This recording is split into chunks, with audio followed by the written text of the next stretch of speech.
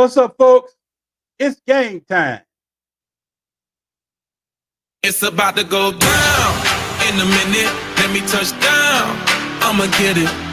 Cause I been waiting all night.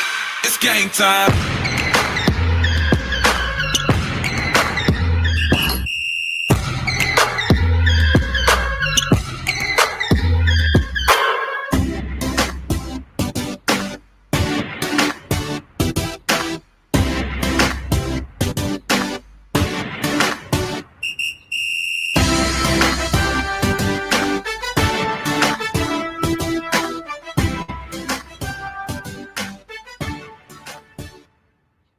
What's up, everybody? It's the Fantasy Typhoon here. Welcome to another episode of Game Time. This here's the Tuesday waiver wire edition. Once again, welcome to Fantasy Typhoon Studios. Once again, I'm the humble host of Fantasy Typhoon, aka the Mentalist, aka your favorite analyst.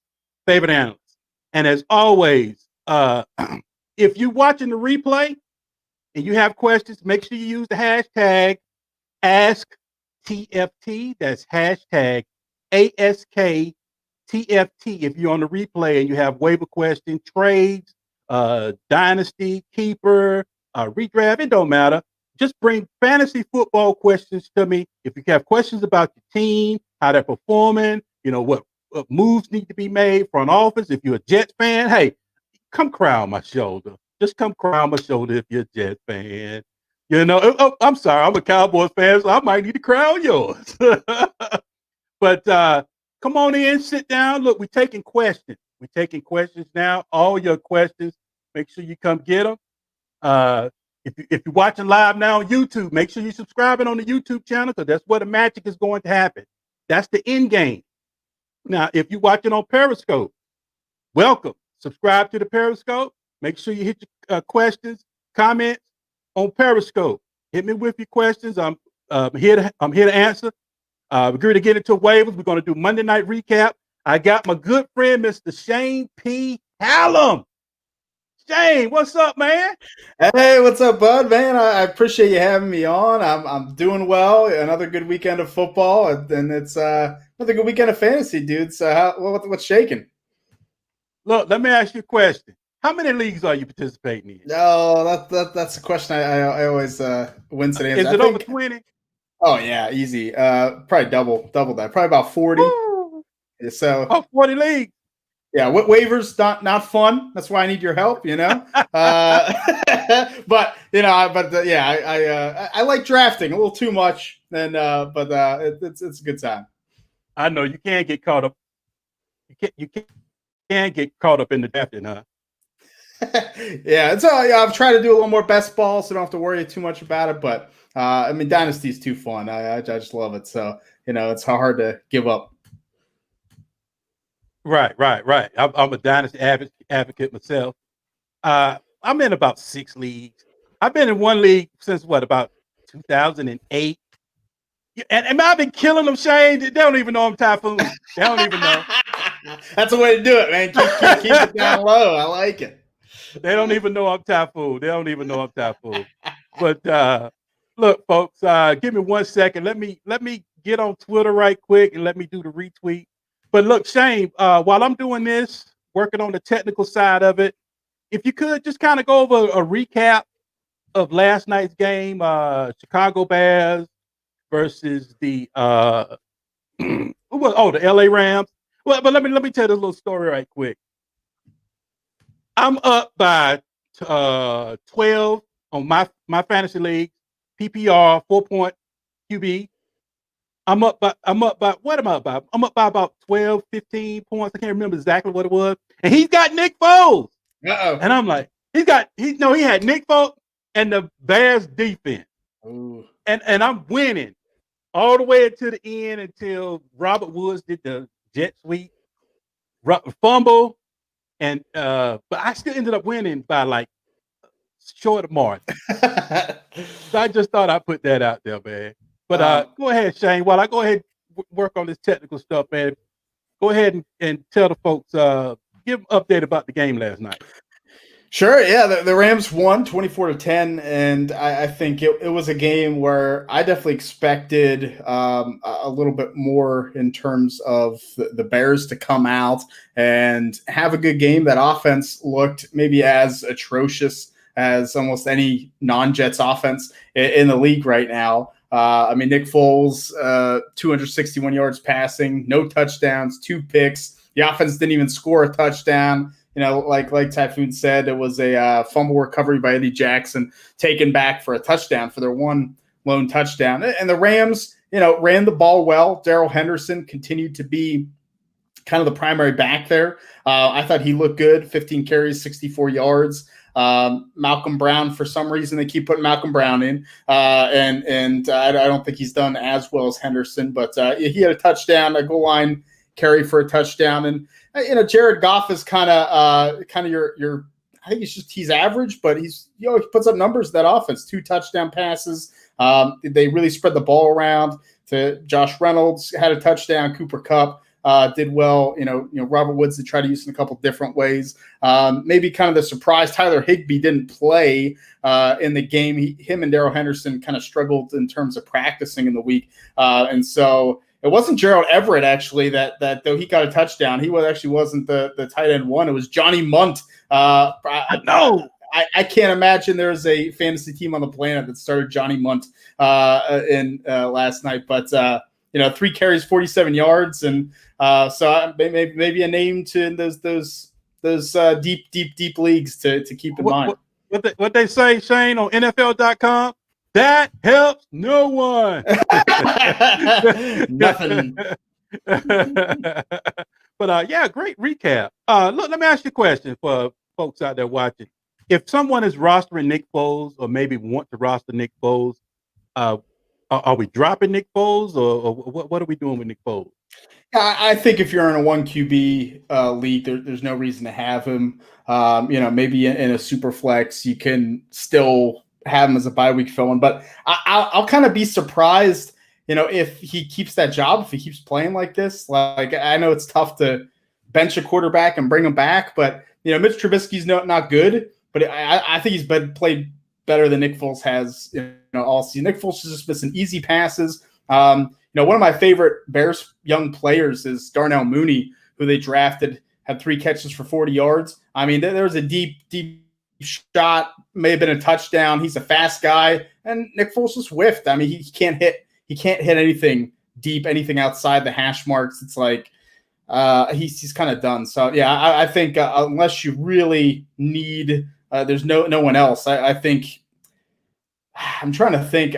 I mean, maybe whoever it is on your Cowboys is the only worst quarterback you could roster right now. I don't know if there's a worse quarterback starting in the league to roster than Nick Foles. I know, right? I know. Do you have a favorite NFL team? Yeah, I'm born, raised, living in Pittsburgh, so only undefeated team in the NFL, and I'm good, looking good. Riding high. I hope we can ride Ben Roethlisberger off to the sunset this year and do some damage. All right, 2 questions, then we get into the waivers for the folks. 1, is Deontay Johnson the wide receiver 1? Because he just came right back and just, all right, give me that, Claypool. Yeah, I think he absolutely is. I think Ben feels, which I'm kind of surprised because Ben didn't play last year barely, and Deontay Johnson, was a rookie, came on after Ben got hurt. So I was kind of surprised, but Ben looks super comfortable with him. I think he is the wide receiver 1. He may not score multiple touchdowns every game, but he's playing in the slot, so he's not facing the top corner. I think that was a big problem this past week. Juju had the top corner all the way up until that Titans game. Then the Titans put Malcolm Butler on Chase Claypool. He does nothing, and they're throwing to Juju and Deontay. The Steelers are taking what's given, and the nice thing with Deontay Johnson is he's in the slot. He's always going to be open, and so I think he's the safest PPR receiver out there. Okay. That's some good knowledge right there. Another question, then we jump into these waivers and get these folks these waivers. Look, we're trying to help you dominate your fantasy league. Let me go over the itinerary just quick. I don't know if I did it at the beginning of the show. I meant to. Monday, folks. Monday is Monday is hurt or help. That's where all the advice that I've given out throughout the week And after the Sunday games are in, I stand in front of you. Hey, did I hurt you or did I help you? Typhoon here. Did I hurt or did I help? So that show is called Hurt or Help. And then I'll go over the top 5 fantasy studs for the QB, running back, wide receiver, and tight end who won the week. And believe it or not, Harrison Bryant of Cleveland Browns was the #1 tight end in PPR this week. Harrison Bryant. Can you believe that? I wouldn't have expected #1. I did like him over David Njoku, and a lot of people were starting him, but Harrison Bryant looked good. I mean, I don't know if Austin Hooper might not get that job back. Man, Hooper, don't get hurt in the NFL, right, Shane? Don't get hurt, man. You never know. You can always lose it. Always lose it. Can't make the tub in the club. I mean, can't make the club in the tub, man. You got to get out the tub. But here's the question. I just did a video of DeAndre Swift versus Cam Akers. I chose Swift as my guy, but it's not really about that. So I'm getting a lot of feedback on Cam Akers, and the question I've been getting is, will he at some point in time lead this backfield? Will he be lead dog at some point in time for these dynasty folks out there? I think he'll get an ample opportunity probably next year. You know, I like Cam Akers. I think he has a lot of physical talents. But you know, I'm with you. I think Swift was definitely the better prospect. I think Cam Akers in college, you know, he really had a bad offensive line, right? That's what we always heard, bad offensive line. He did, but it really hurt his development because he tried to almost create everything. He was spinning around behind the backfield, and I feel like he just didn't learn how to produce vision, how to cut back, a lot of those kind of basic things you need a running back to do. He has the athletic ability, but not kind of the fundamentals. So I think it's just going to take a year. Like I think why he's not getting on the field is because he's not as good right now as Darrell Henderson or Malcolm Brown. And not that he can't get there in a year. So dynasty-wise, I mean, I have him on a few dynasty teams. I'm just holding them and going to hope for next year. But it's going to be tough because Henderson's, you know, they drafted him in the top 100, drafted him 70th overall. So it's not like he's a dud either. So I think eventually we'll see that Malcolm Brown role next year go to Cam Akers and still be kind of a split. So, maybe he'll move into that lead part, but I don't think he'll quite get what you want. I hear you, but I differ a little bit. I think this was it, you know, because you get that much shot in the NFL to really produce and show yourself worthy of that top spot, of that dog, you know, of the backfield. And to be honest with you, Shane, they tried everything possible when it coming through training camp, you know, coming out week 1. They really tried their best to, all right, Cam Akers, we're going to give it to Cam, you know, because, you know, GMs, they have it on paper. You know, we're going to do this. They have a game plan. All right, Cam Akers is our starter coming into the year. That's what the whole organization wants. Cam Akers came out, and the first game, he looked a little tentative. You know, he looked like, I don't know if I want to do this. I don't know if I want to do that. You know, he just looked a little bit scared. Maybe it was just jitters, you know, opening day jitters. He didn't perform like what I wanted to see when I watched it. Then, you know, the injury, the injury came in, and it was unforeseen circumstances, you know, kind of drug him down to where he is now, Shane, and that's on the outside looking in. And in my opinion, if you got the running backs coach, you know, they have those meetings, you know, the offensive coordinator, all the coaches sit down at that table. You know, we see it all the time in I'm having a brain moment. What's that show that they show? What's the show, Shane, that they let us Hard Knocks, yeah. Hard Knocks. God, Typhoon. But Hard Knocks. And they let us in, and you know how everybody's sitting in that table, all the coaches coming together, and that coach, hey, I want to get Cam Akers in there. He's ready. That running backs coach should be banging on the table. You know, he has McVay's ear. For some reason, he's not getting that. I'm worried about that. He should be on the field, Shane. Shane, he's not getting on the field.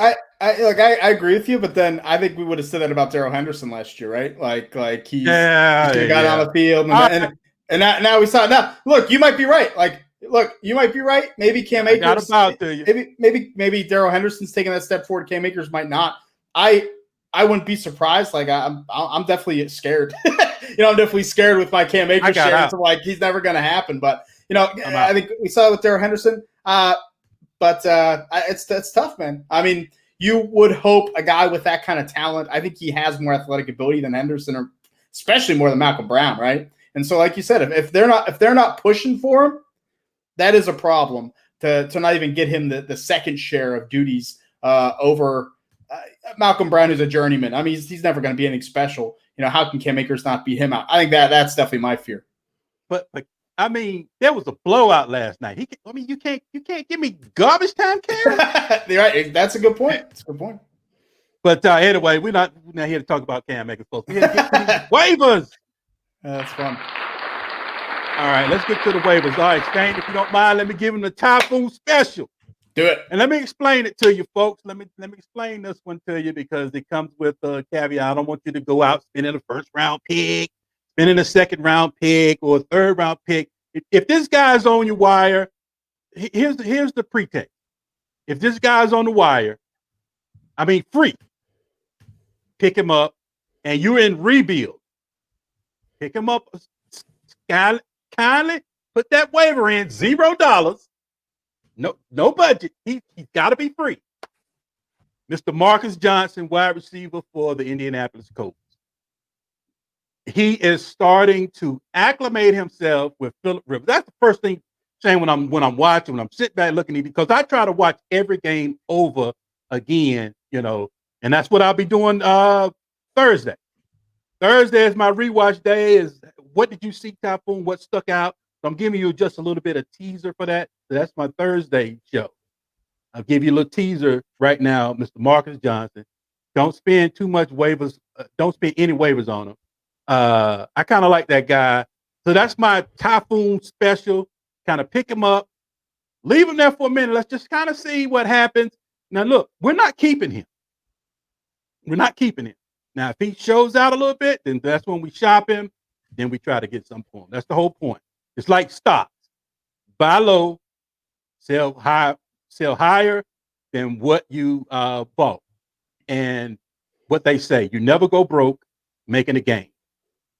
All right, Shane, which one is your top waiver wire pickup?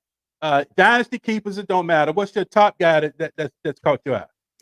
I think the top guy for me is Donovan Peoples-Jones, the wide receiver for Cleveland. Odell Beckham out for the year, torn ACL. I really thought Baker Mayfield kind of opened up the offense after Beckham got hurt. Didn't have to force targets to him. Didn't have to stare him down. And Donovan Peoples-Jones is a wide receiver who I really liked in college early on. Big-time recruit, 5-star guy, huge, athletic, a lot of range, and then he went to Michigan, and Michigan is known just for they don't develop offensive talent. They don't do well with that, and so he struggled to really become a dominant player. And I think a place like Cleveland was really good. I mean, the touchdown he caught I thought was off the charts. Great focus, really shows what he can do. I think he steps into that role. Jarvis Landry will keep that kind of slot role. We saw Rashad Higgins. I think coming on one side and Donovan Peoples-Jones on the other. I think after last night, they're going to really give him the ball. So I think both those guys. I think Higgins and Peoples-Jones, but I'd swing for the upside, man. Swing for the upside. I think even in a lot of dynasty leagues, he's even still out there on the waiver wire. I think he was like a 6th-round pick in the NFL draft. So if you can get him, if no one stashed him, I think he's a good stash to have. Donovan Peoples-Jones, folks. You heard it from the man himself. Mr. Shane P. Hallam, he's got his stamp of approval. Let's give him a round of applause. Thank you. Look! I went in and put my $0 waiver on Marcus Johnson while you were talking too. So did you? I'm in. I did it. That's what I'm talking about. That's what I'm. You know what I'm getting ready to do? I'm going to pick up Donovan Peoples-Jones. I got to return the favor, Shane. I just got to return the favor. But let's see. What are we doing with? Are we picking up Andy Dalton? I mean, I think after that game, it's tough to do. Yeah, I don't know what's going to happen with the concussion, and man, I mean, the weapons are so good though, right? Like it shouldn't be bad. Maybe in a better matchup, but I think Dallas, like that Bears situation, I just can't do it. I just can't do it. Okay. All right, Shane. Well, go ahead. If you have any more waivers, go ahead and unload the clip. Yeah, look, I think the other situation, and maybe this happened last week, maybe I'm a week behind here, but I think that San Francisco 49ers running back situation, anyone there has to be held, right? I mean, Jeff Wilson came in. I didn't see that coming. I mean, Did you see that? I mean, what he's just abusing the Patriots, Man. right? I mean, I was starting Jerick McKinnon everywhere and got negative points. So, it happens, man. I don't know why they do it to us like that, man. Just don't even just tell us next time. That's all I want to know. I'll bench him. It's fine. But then Jeff Wilson gets hurt. He's done. So I think it really opens it up. Jermichael Hasty, the undrafted rookie that got run right behind Jeff Wilson, got run behind Jerick McKinnon a couple weeks ago. Raheem Mostert. He's good. He was a good player at Baylor. They just had a passing offense and didn't get featured much. He was very good. He was one of my favorite undrafted free agents. And then the kind of forgotten guy might actually be out there in some leagues is Tevin Coleman. I mean, people have kind of forgotten about him. He's going to be coming back pretty soon. So, I think he's coming back this week, right? Yeah. So, I think that they're worth having. I know it's tough kind of to start them, but, once again, like you said, value, right? If Hasty goes off, if Coleman goes off, might be a guy you can flip and get some value on too. Let me interrupt right quick. Let me throw one out there right quick. I can't let you show me up, Shane. Chase Edmonds. Now I've always liked Chase Edmonds better than Kenyon Drake from the beginning, but I was in the minority of that. And now Kenyon Drake, I think he's out of the picture for what, 2 weeks? Yeah, at least a couple. Week 8, 9, at least. I think what did Kenyon Drake have, like a high ankle sprain or something? Yeah. I mean, they're on bye this week, but I think he's definitely going to miss. That's right. I think he's definitely going to miss a game though, so I like that. So I'll pick up Chase Edmonds. Actually, he was in the top 5. He was number 5 running back, coming in, filling in for Kenyon Drake when he went out. And don't forget Mr. Eno Benjamin behind him. That's for your dynasty league. I like Eno coming out. He had pretty much like a mid 3rd round, late 3rd round grade from the scouts that I deal with. And I don't know why he fell down the board. There must have been some sort of issue that was privy to the scouting community and the GMs that it just didn't trickle down to us. We didn't get a hold to it. But that's the reason. It's some reason why he fell down the draft. So Eno Benjamin for you. That's another guy you got to pick up for free. No waiver dollars. If you miss him, fine. If you get him, fine. That's one of those type guys. Pick him up, and then let's always good to have that guy on your bench when he blows up, and then everybody next week comes to the wire looking for him. You sitting back. I already got him.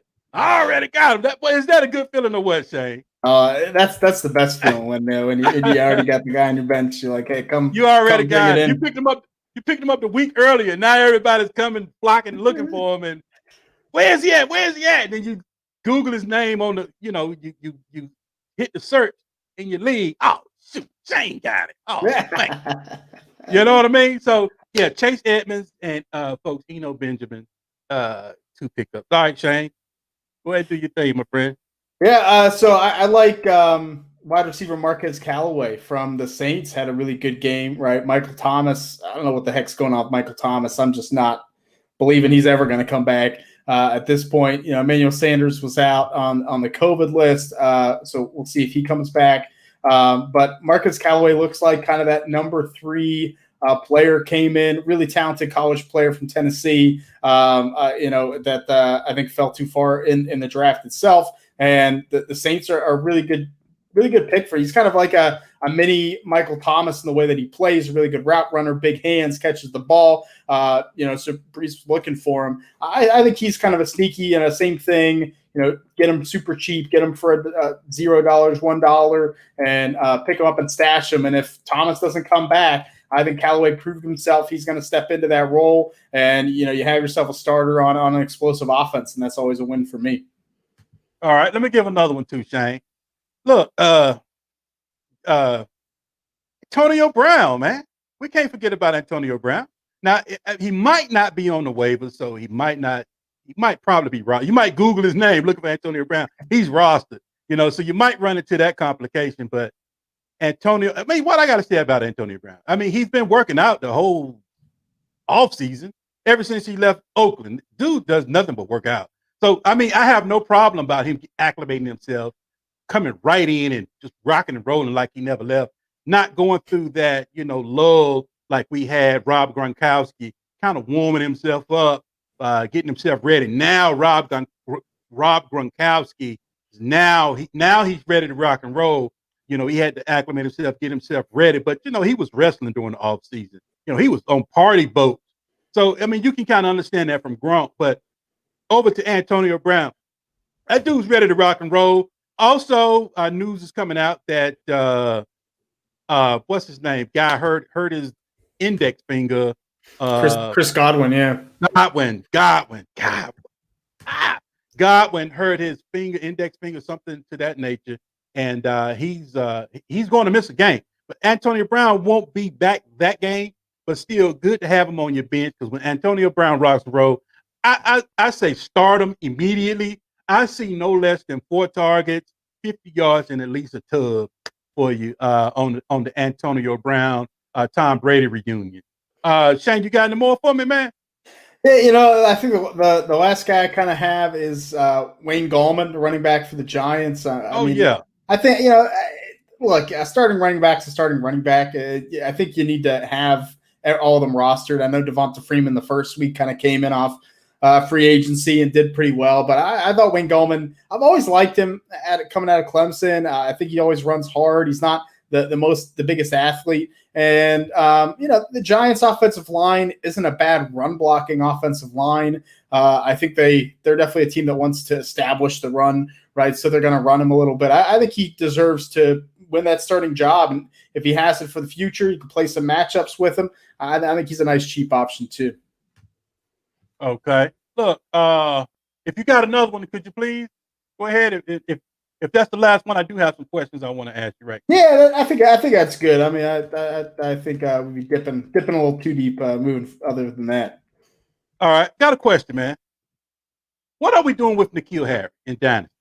Are we clipping him, or are we still sitting there with our fingers crossed? I have a couple rosters, not deep, where I have them, and I'm super tempted to just drop them. I'm drop them. I'm getting tempted. Oh my god! I'm getting tempted. If you have a deeper roster, you can hold them, of course. But I have some just 20 man rosters and kicker defense. It's I'd almost rather spend that pay. I'm almost done. The Patriots, their offense is gonna be good this year. This was his chance. This is him as a wide receiver when he can't do a damn thing.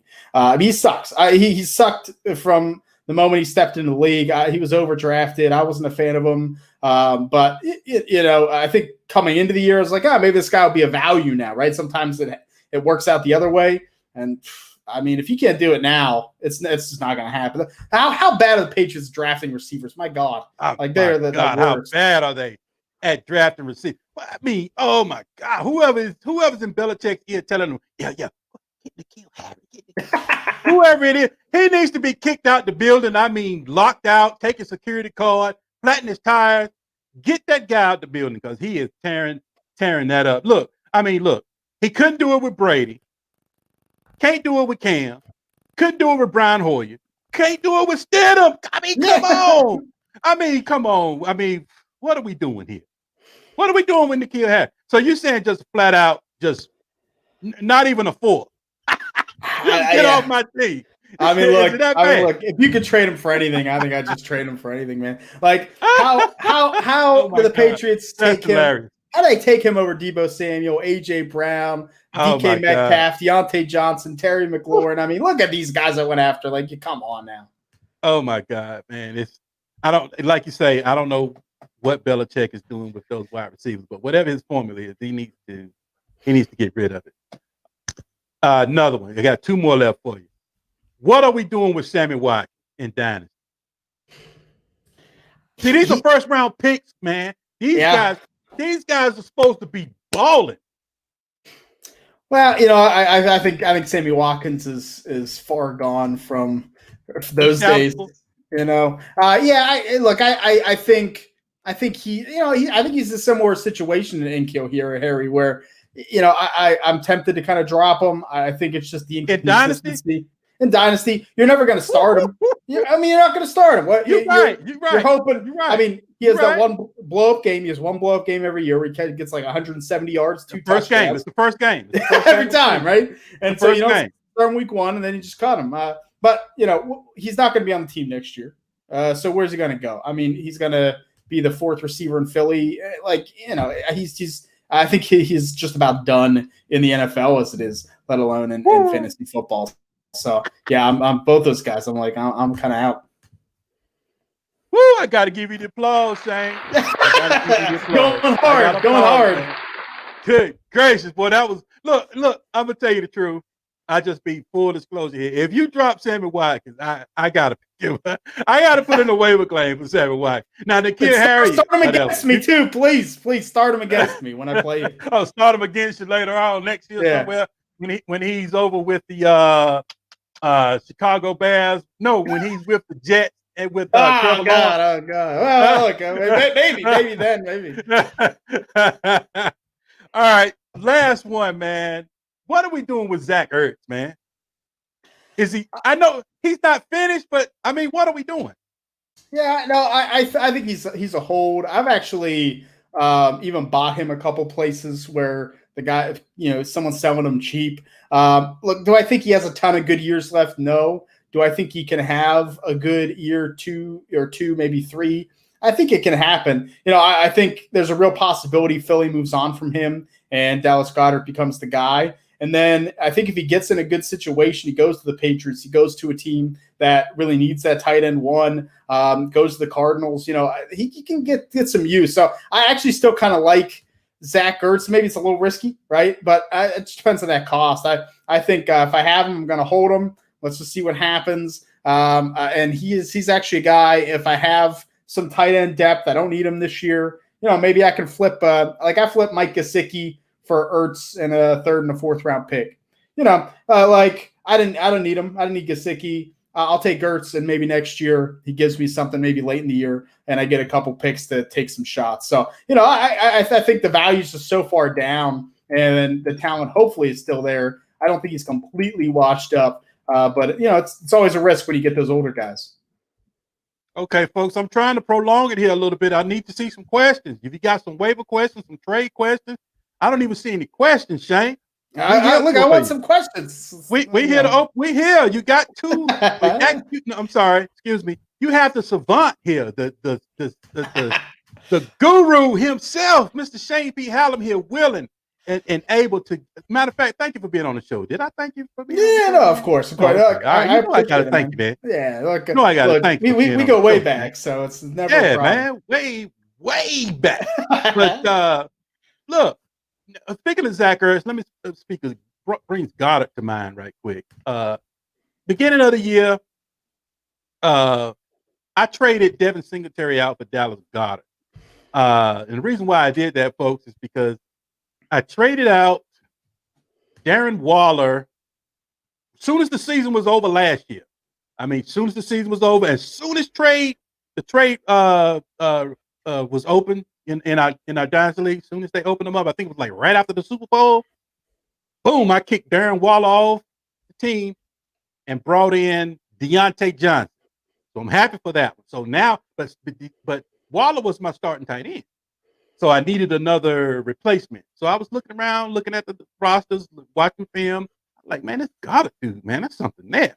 And then I was looking at Ertz. If they offered Ertz a contract, Ertz, it was a huge contract. Ertz turned it down.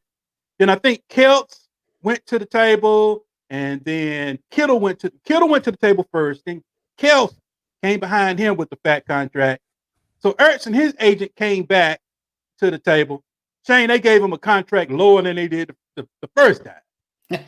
So with him being hurt, there was a lot of trade rumors of rolling around, but he got hurt, so you can't trade an injured player because you got to pass the physical.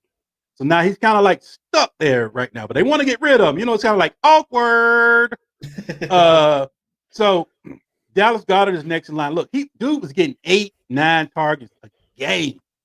You know, with that mass unit they have over there in Philadelphia. Carson Wentz, Doug Peterson loves the tight end. You hear me? Loves tight ends in Philadelphia. So I went ahead and moved out Devin Singletary, brought in Dallas Goedert, and this was before the season even started. So I did get the 36-point gain, but that's pretty much all I really received from Goedert right now. Got one more for you, Shane. Deshaun Jackson. Are we dropping him? We dropping him, right?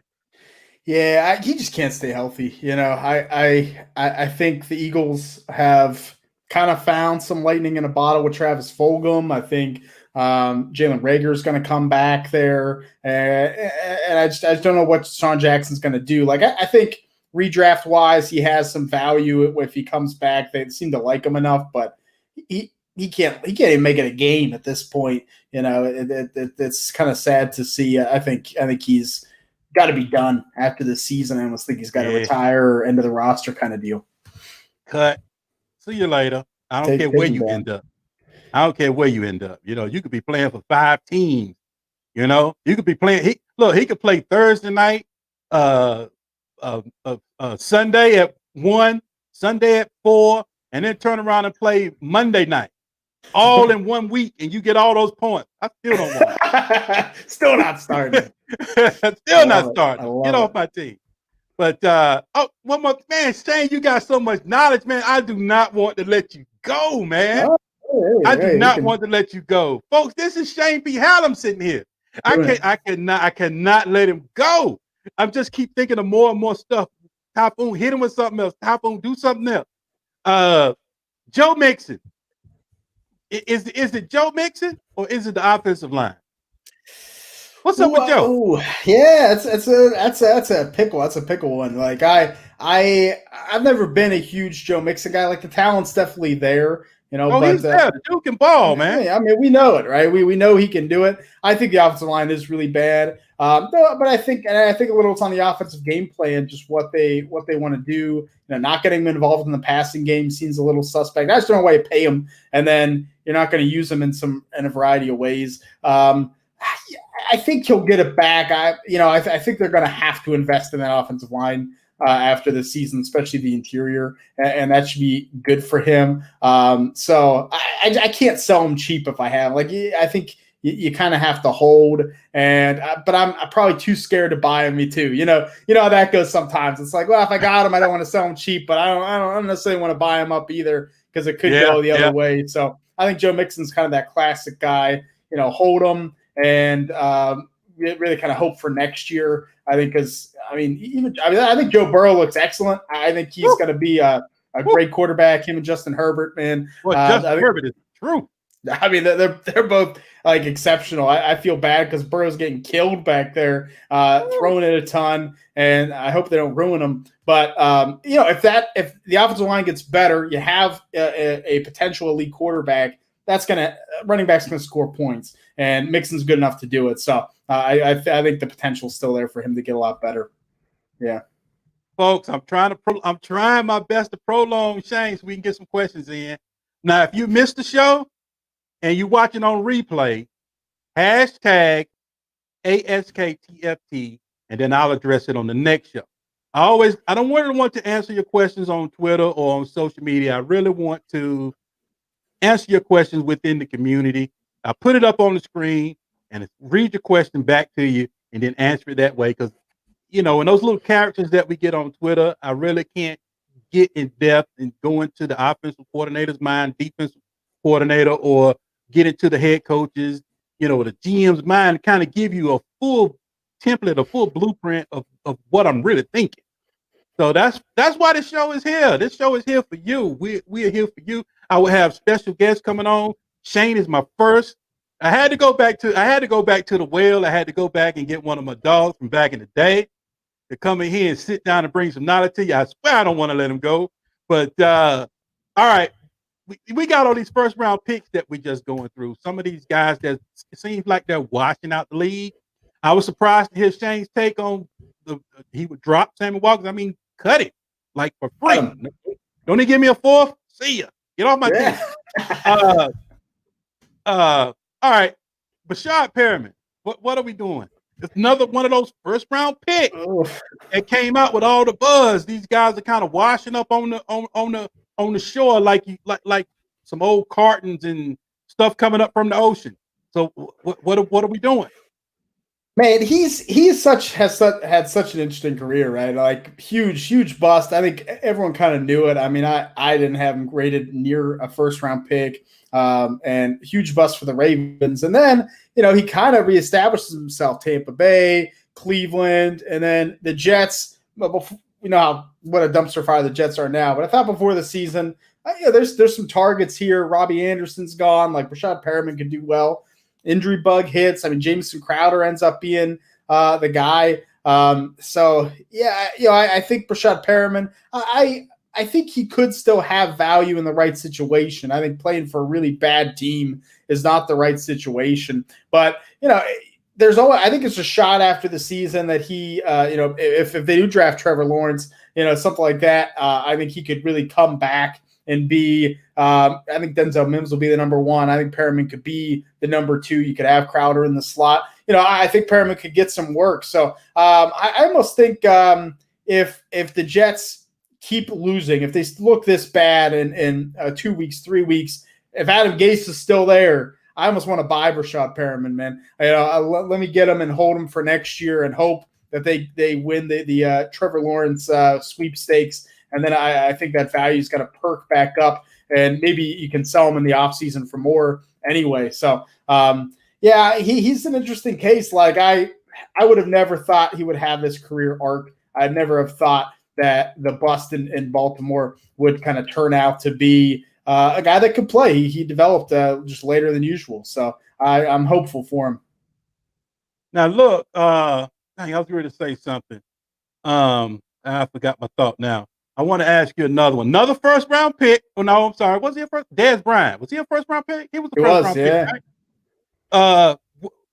Are we holding for this comeback? Are we putting a waiver claim in? Or are we just like, get out of here? No. I mean, he's on the practice squad. Like, it'd be one thing if they were signing him, putting him on a roster, we want to play him. I'd be like, oh, okay, maybe he's back. I mean, Kevin White, another former first-round pick wide receiver. He's on a practice squad, too. He's on the 49ers practice squad. And he made it way before Dez did. So, I mean, I think but like these guys, they're not going to make it. Next year, you're not going to be able to hold veterans of the practice squad. I think that's going to be gone. And Dez Bryant's not. I can't. It's going to take multiple injuries for him to make the roster. I mean, I think I have him on like a super deep IDP kind of type roster just to flyer, but there's even no reason for me to have him on that roster. I think it would take a lot. If he gets pulled up to the active, if we start seeing that maybe he's going to get some playing time, maybe I'll take a shot. But until that happens, there's no reason to spend those $0 on him yet. You don't need to do that. Say $0 not good enough. Put in a minus zero, we might do something. Give me some waiver dollars. I'll then maybe. I say you wouldn't pick them up with my waiver dollars, huh? No. But two more before I let you go. I'm gonna let you go, man. I'm gonna let you go in two more. No man. But what we got? Emmanuel. Oh, I'm sorry. I keep thinking he went to. I keep thinking Dez signed with the Saints. I don't know why I keep thinking he signed with the Saints. Excuse me, on last show, I thought he signed with the Saints. Excuse me for last show. For last show. All right, another former first round pick, Shane, and I'll let you ride after this one. Mark Ingram. Now he's hurt with that some sort of sprain, high ankle, low ankle sprain, or whatever, Shane. But all right, let's say he's down the Pittsburgh game. Now we already know Pittsburgh is gruesome against a running back anyway. right? Dobbins is my dude. Oh, Dobbins. That's my dude. That's my dude. Who starts in Mark Ingram's place? Because he's not playing.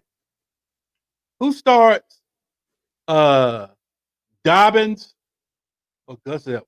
Ooh. Look, I want to say is that a rough question or what? I know. I want to say Dobbins. Look, I'm an Ohio State alumni. I got my Ohio State cup here. Some told me that end on that question.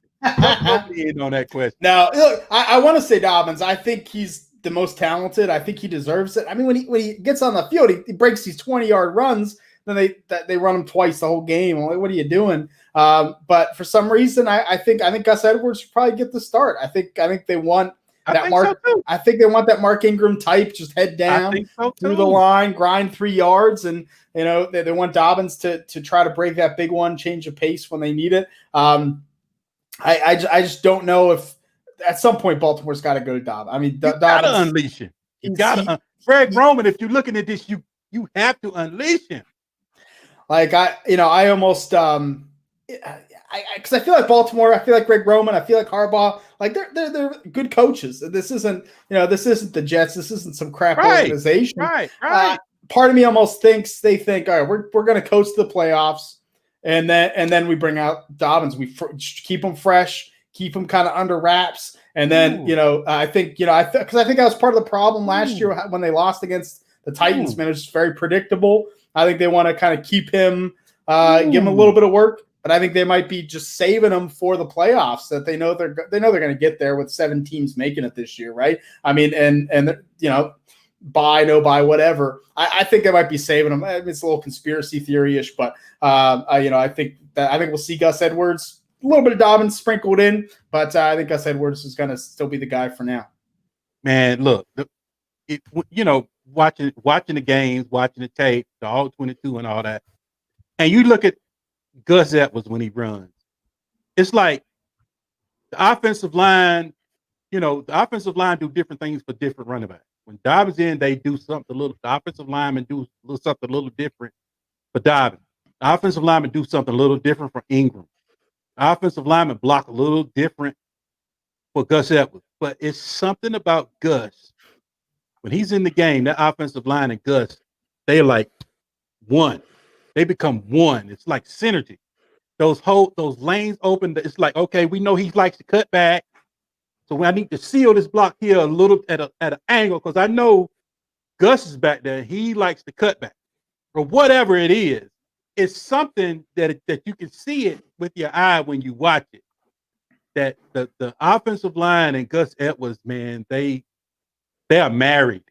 Gus Edwards is perfect for that running styles that they do there in Baltimore because they do inside outside stretch, they do gap.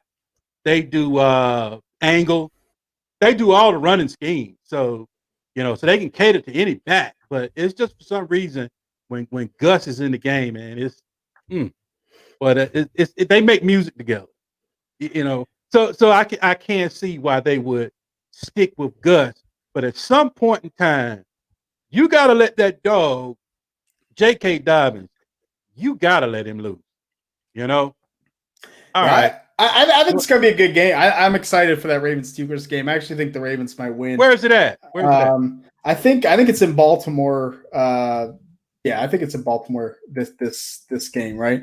I'll have to check and make sure because they moved it. Go ahead. Because they moved it, so I forget. It's in Baltimore, so that'll be interesting, man. Man, I love watching you guys play the Ravens. Oof. I'm like in the middle. My older brother is Ravens, and my younger brother is Pittsburgh. I'm Cowboys. Wow. So man, so this game, they already talking junk now. We calling each other. They already, man, we got you coming up. We ready for you. So they already talking that junk. They're already talking that junk now, man. They setting it up. So hopefully we get to see Dobbins unleashed because I think Dobbins is that dude. All right, Shane, one more. I had one more come to me. Yeah, let's do it. One more. Clyde Edwards-Helaire and the new addition that just signed to that. Well, I got one more after this too. I got one more. Now these personal questions for me. Now these are my questions. Yeah, it's good. But I want to know. What do you think is going to happen? You think he's going to overtake LL, or is it going to be pretty much a timeshare? Because LL kind of like stepped his game up a little bit. You know, he's been running a little bit harder. He's been running hot since they signed that new guy. So what you think, man? Yeah, look, I think Clyde Edwards-Helaire is still going to be the guy. Like I said, I mean, he's having a successful campaign just in terms of breaking tackles. I mean, the dude, that's all he did at LSU. He's doing it for the Chiefs. I think he has the most rushing yards after contact in the league. So I think you can't really take him off the field too much. I think Le'Veon Bell, watching him last week, I thought that he looked a heck of a lot better than he ever did with the Jets. He looked good, man. All he needed was a shot in the arm and a decent offensive line, a quarterback, and the Super Bowl carrot in front of you. That's all you need, right? Yeah. And look, he's playing the Jets this week. I think Andy Reid might give Bell a couple more carries than this one just to stick it to. Yeah, the revenge game. You know how that goes. Yeah. Look, this is the revenge game coming up, folks. Make sure you start Le'Veon Bell. It's happening. He might get 3 tubs, man. He might get 3 tubs. Just every time at the goal line, just take him in. But no, I think Helaire's gonna be the guy. I think that's kind of smart moving forward. I do think. Obviously not to the extent that Baltimore is doing with Dobbins, but I think the Chiefs are going to want to back down Helaire's carries in the regular season. Or same deal. They're making the playoffs. They know it. They're probably the best team still in the league, even with the loss. And I think they're going to want to save him a little bit more. So I think we could see a 50-50 split. I think it kind of sucks, but I think the fantasy playoffs are going to be a bad time for Clyde Edwards-Helaire. I think they're going to want to start saving him then, and to give him Bell a little bit more. I think it's why they signed Bell, is that now they can kind of take the pressure off. You can really come into the playoffs with Clyde Edwards-Helaire going full force. So I think it'll still be I think it'll be more 60-40 than that 70-30 split that it was last week as time goes on and Bell learns the playbook. But I think both could still be fantasy relevant. I mean, I haven't seen the Chiefs run this much since they got Patrick Mahomes. It hasn't happened, but that balance is so hard, I think, for defenses to defend. God, I forgot how good you are, man. It's fun. It's gracious, fun man. Talking football, man. It's just fun talking football. That's Shane, you do realize you got a gift to do this, right? I'm dead serious. I'm dead serious, dude. You got a gift to do this, man.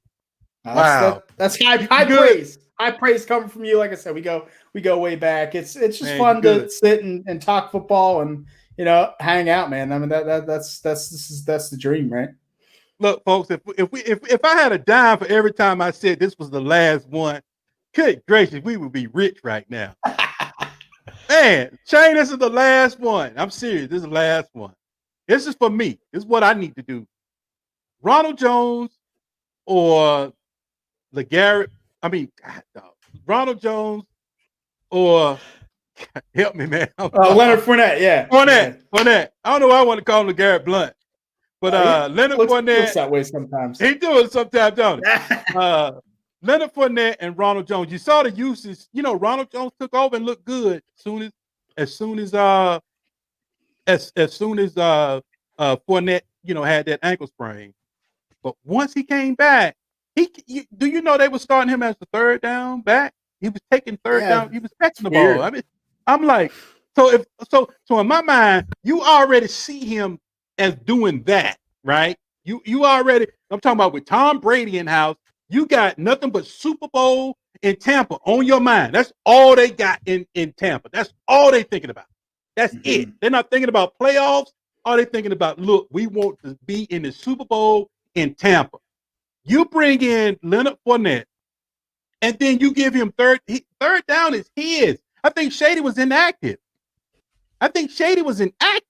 Which all right, Shady doesn't have any more left anyway, but he was inactive, right? So now Leonard Fournette comes in on third down duty. So it's only a matter of time before if he gets his hands on first and second down, he's already proven on third down. But oh, hold on. I don't want to put any thoughts in your mind. I want you to have a blank canvas so you can paint the picture. Leonard Fournette, Ronald Jones going forward. This is the last. I promise you, this is the last one. No, it's good. What's your thoughts on that, man? Look, I think it's tough because I think what you're saying is true, right? I mean, I would not have pegged Leonard Fournette as kind of a third down running back, No. but he always caught the ball well. I think he just never was used in that way. And Tom Brady likes to have his kind of pass catching guy that he can rely on, and in the backfield he had James White for so long.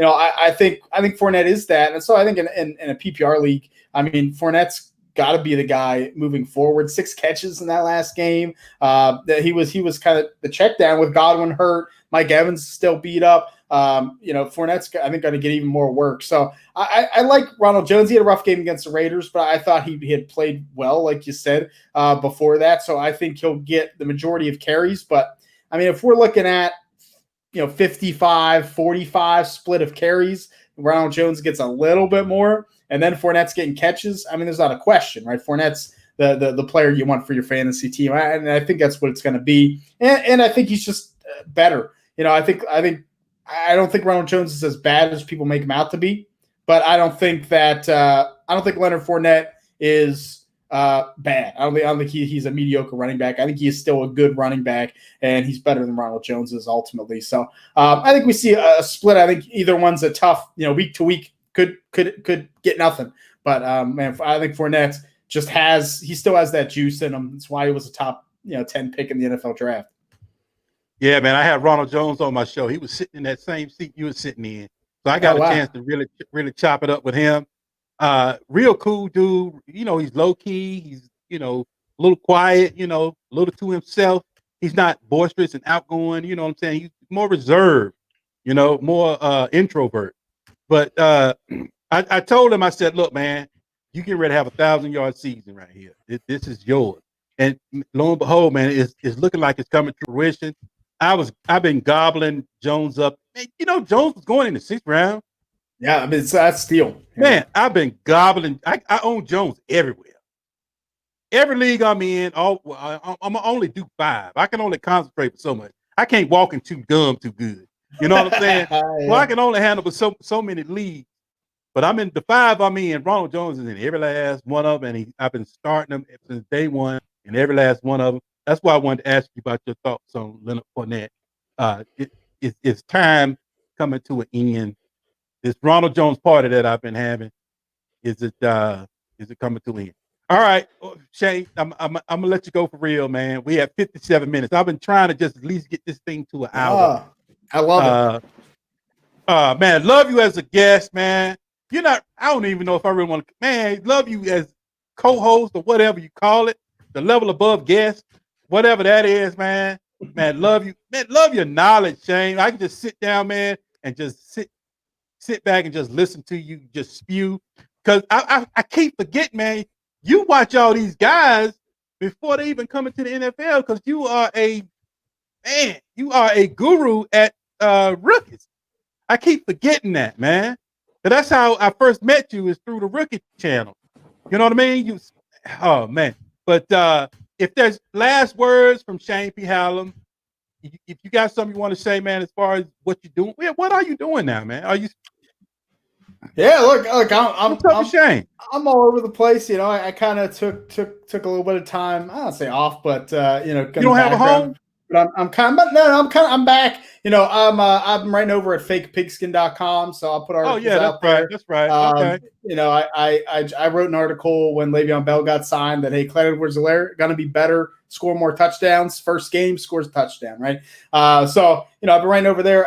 In terms of some of the NFL draft stuff, I do love that. I love watching college. I've actually been even getting into some high school tape, and because I've been doing more Devy leagues where you draft those college players into your fantasy teams and let them sit. So actually, I do a podcast now called the Devy Marketplace. So if you're interested in learning about some of these guys while they're in college, and then you'll know some of the names when they get to the NFL, it's a good show to look up and download wherever you get your podcasts. The Devy Marketplace, you can look that up, and then I do a bunch of mock drafts over at draftsite.com. I have a 2020 7-round mock, a 2021 7-round mock I'm working on. So, it's just a good time. I like talking football. It's nice to catch up with you and see you doing well and, and doing this show, man. It was a blast for sure. Man, Shane, man, good to see you. Got the beard shining, ready to rock and roll. Ready to go. That's what I'm talking about, man. That's what I'm talking about. Look, folks, this has been Waiver Wire Show. Like I said, Monday, we're doing Hurt or Help. I stand in front of the firing squad. You tell me, did I hurt or help you? I can take it. I'm a big boy. Tuesdays, I have a special guest next week. Come on, and we'll go over some waivers. We'll sit back and just do some small talk. Basically, the questions is what we're here for, to be honest with you. We just want to help you with your fantasy team. That's what this is all about. Really trying to build a community, trying to move away from the Twitter, trying to move away from Periscope. I want to have the end game is have everything right here on YouTube in the comment section. Because what I'm going to do, once I hit 1,000, I'll be able to open up the super chat. Once the super chat is open, I'll plug in my microphone. Plug in the telephone. Then I start doing live calls on air, folks. All your fantasy football questions, one-stop shop. We're doing draft kits. We'll be doing everything. Fantasy football, one-stop shop right here. My good friend Shane P. Hallam. Thank you Thank you for gracing the show with your knowledge and your football presence, man. I really appreciate it, dude. Look, I got to get you back, man. I gotta have you back, James. We gotta get you back. Yeah, we'll I gotta put you on the spot so you can't say no on air. I gotta put you on the spot. But all right, folks. All right, we ran our course. It's an hour. We get ready to ride out. Thank you for watching this Game Time. Hashtag Ask TFT. It's about to go down in a minute. Let me touch down. I'ma get it. Cause I been waiting all night. It's game time.